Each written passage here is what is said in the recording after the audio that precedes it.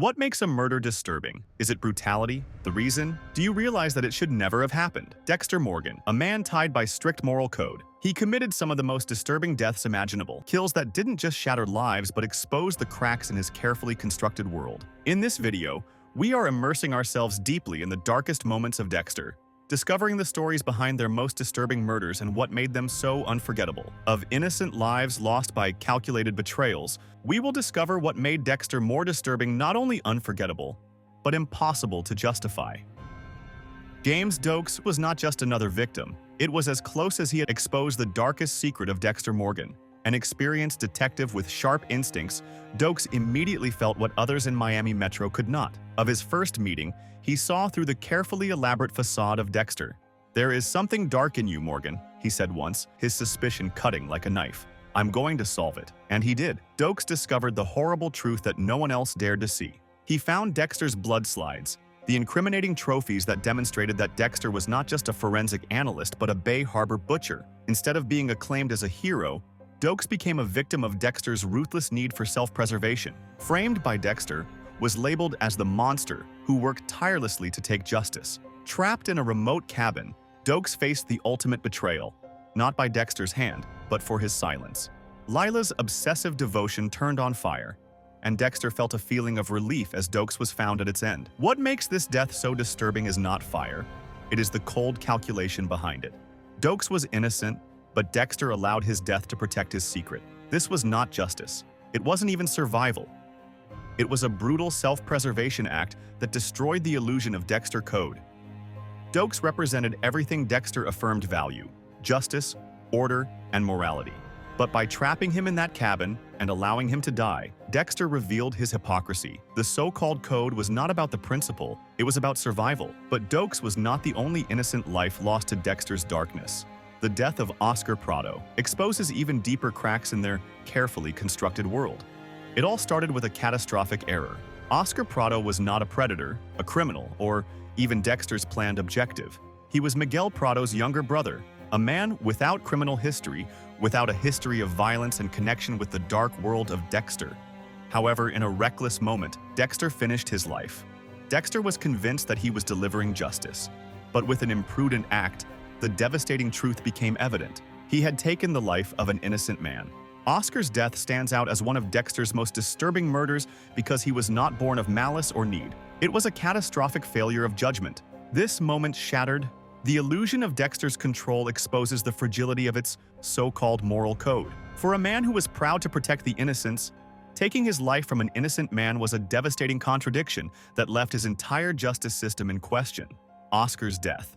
It wasn't just a tragedy, it was a chilling reminder of how dangerous without control and defective instincts can be. Then Miguel Prado is. He was not just another person in Dexter's orbit, he was a friend. A rarity is carefully saved from Dexter. Unlike the majority, Miguel saw through the cracks of the Dexter mask and did not move away. Instead, he embraced what he found, forging a link about his frustrations shared with the justice system and his inability to deliver justice. For a while, Miguel felt like the only person who understood Dexter's dark world. But his association was not built to last. While Dexter adhered to the rigid rules of the code, Miguel operated by impulse, fed by power and revenge. What began as a shared mission was to bring justice to those who escaped soon in chaos. Miguel was not killing for justice. "I was killing for yourself." That made it unpredictable, dangerous, and a threat to everything Dexter had worked to build. Dexter knew what had to be done, but the decision was not easy. Miguel was not a faceless predator or a nameless object. He was a friend, someone Dexter had trusted, someone who he had trusted him. However, in the end, trust was not enough to save Miguel. At a time of cold calculation, Dexter attracted him to a trap. There was no malice or hate, just a gloomy acceptance of what had to be done. Miguel's death was not just about protecting Dexter's secret, it was about control. Right? He could not allow anyone, not even a friend, to operate outside the rules he had created.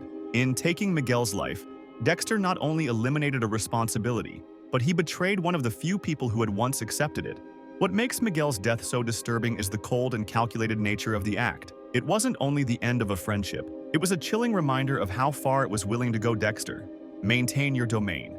Kill Miguel was not justice, it was control. In the end, even a link as rare as his was destined to end in blood. But if Miguel's death presented the limits of Dexter's loyalty, the fate of Camilla Fig would do so. Disrupt the disturbing line between mercy and murder. Camilla Fig was not just a family friend. It was a rare thread that connected Dexter with the innocence of your childhood. She had met him when he was a small child, long before the darkness consumed him. But like his terminal cancer, he devastated his body and unbearable pain. He became his daily reality. Camilla did not turn to his doctors or his family to comfort himself. She turned to Dexter. Not as a murderer, but as someone who trusted above all others. Someone who I could give her the peace that she desperately longed for. Her application was calm, deliberate, and without fear. She wanted to end her suffering in her terms. For once, Dexter did not approach this moment with the detachment of his usual ritual. There was no plastic wrap, neither blood slides, nor dark urgencies to comply. This time, he felt different, or than I wanted to believe. In the end, Dexter grants his wish, silently giving him an overdose of medicines to end her suffering. But even in this act of mercy, the shadow of his darkness rose. Was I helping her? He later wondered. Or was I just finding another way to justify what I do? This was not like his other murders, but it was disturbingly similar. Dexter once again made the final decision of who lived and who died. Camilla's death erased the lines between compassion and control, mercy and manipulation. Was this truly an act of goodness? Or was it just another way for Dexter to play God? The death of Camilla persists as one of the most morally complex moments in Dexter's life. It was not brutal or violent, but it was deeply disturbing. Even in an act destined to bring peace, Dexter could not escape from the darkness that defined it. Then came Jonathan Farrow, a photographer whose reputation coincided with the darkness of his work. For Dexter, Farrow looked like the perfect objective. Rumors of abuse, disturbing, accusations, and arrogance that practically shouted guilt. Dexter's instincts told him that. He was delivering justice when Farrow's life ended. But the truth was very different. Farrow, it was innocent. The realization hit a lot. Dexter, a man who was proud of precision, had failed. I hadn't done it, acted on facts. He had trusted his instinct and was wrong. The shame was overwhelming. The death of Jonathan Farrow was not just a mistake. It was an attention call, Dexter's trust. He had blinded him to the reality of his defects. His methods were not infallible. His judgment was fallible. This was not just the loss of an innocent life. It was the collapse of the same system. Dexter built his world around. Farrow's death caused Dexter to confront the painful truth. His code was not as perfect as he thought, and although this error forced him to question everything. Then there was Maria Laguerta. The strong pursuit of justice brought her dangerously shortly before discovering Dexter's secret. When her investigation pointed directly to Dexter, she did not return, even though it meant opposing her colleagues. For Laguerta, the pursuit of justice was essential and a principle that defined her career and personality. But for Dexter, Laguerta's resolve was unpleasant. It was a direct threat. Her relentless drive pushed him into the corner, leaving him with a choice. It will result in your discovery and eliminate the threat. And in a horrifying event, Dexter made the life-changing decision that is closest to him. Instead of facing Laguerta directly, Dexter manipulates the situation in which he makes her against his sister Deborah. It was a calculated movement that forced Deborah into an impossible position. In the end, it was Deborah who pulled the trigger, but it was Dexter who orchestrated the moment. Dexter Morgan. The most disturbing kill wasn't one Dexter committed directly. It was the one that tore his world apart. Dexter Morgan, his sister, his unwavering supporter, and often his moral compass, paid the ultimate price for Dexter's double life. For years, Dexter's secrets dragged Deborah into situations she never chose, each more dangerous than the last. Despite her strength and dedication as a detective, she became a collateral victim of Dexter's darkness, a force she couldn't escape, no matter how hard she tried. Deborah was loyal to a fault, standing by Dexter even as the cracks in his carefully constructed world began to show. But loyalty has limits, and Dexter pushed her far beyond hers. If I had walked away sooner, she might still be alive, Dexter later admitted. These weren't just words. They were a stark acknowledgement of how his choices had destroyed the one person who had always believed in him. Deborah's death wasn't just a tragic loss. It was the ultimate reckoning. It forced Dexter to confront a harrowing truth.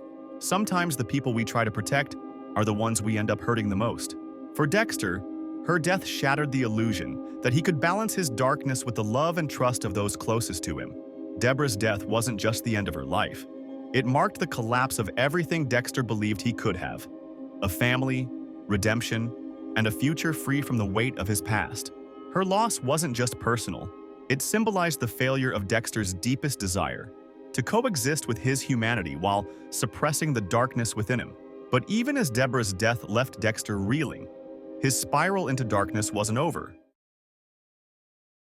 Oliver Saxon, the brain surgeon, would soon reveal the true depths of Dexter's moral collapse. Was more than just another target for Dexter. He was personal, calculated, and one of the most dangerous adversaries Dexter had ever faced. Saxon's brutality wasn't random.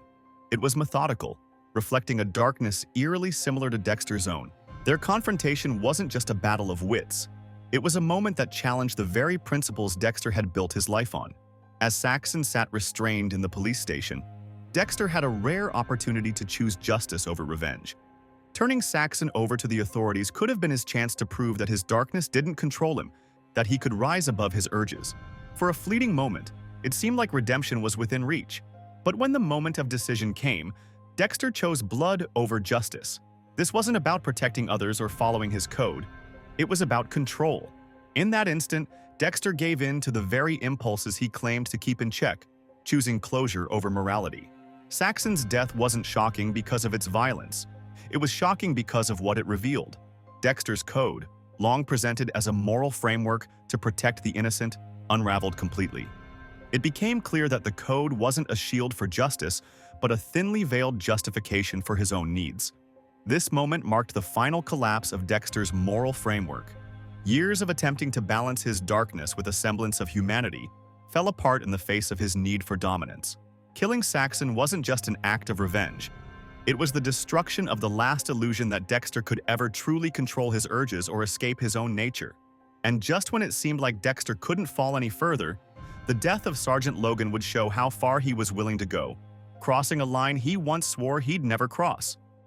Not all of Dexter's disturbing kills were mistakes. Some were deliberate choices, desperate, selfish, and utterly irredeemable. Sergeant Logan was one such choice. A good man, a dedicated cop, and someone who had trusted Dexter. Logan didn't deserve to die. Yet, in a moment of panic and self-preservation, Dexter made the unthinkable decision to end his life. Logan wasn't a criminal. He posed no threat to Dexter's safety or the people around him. He was simply doing his job, caught in the wrong place at the wrong time. But as Dexter's carefully constructed world began to unravel and capture seemed inevitable, Logan became a barrier to his escape. And when faced with the prospect of losing everything, Dexter chose survival over morality. "I crossed a line I swore I never would," Dexter later admitted, his voice burdened with guilt. "I didn't kill to protect others. I killed to protect myself." These words weren't just an admission. They were the final nail in the coffin of Dexter's moral code. For years, Dexter had clung to the belief that his kills served a greater good, that even in his darkness, he adhered to a system that set him apart from the criminals he hunted. But Logan's death shattered that illusion completely. This wasn't about justice, redemption, or protecting the innocent.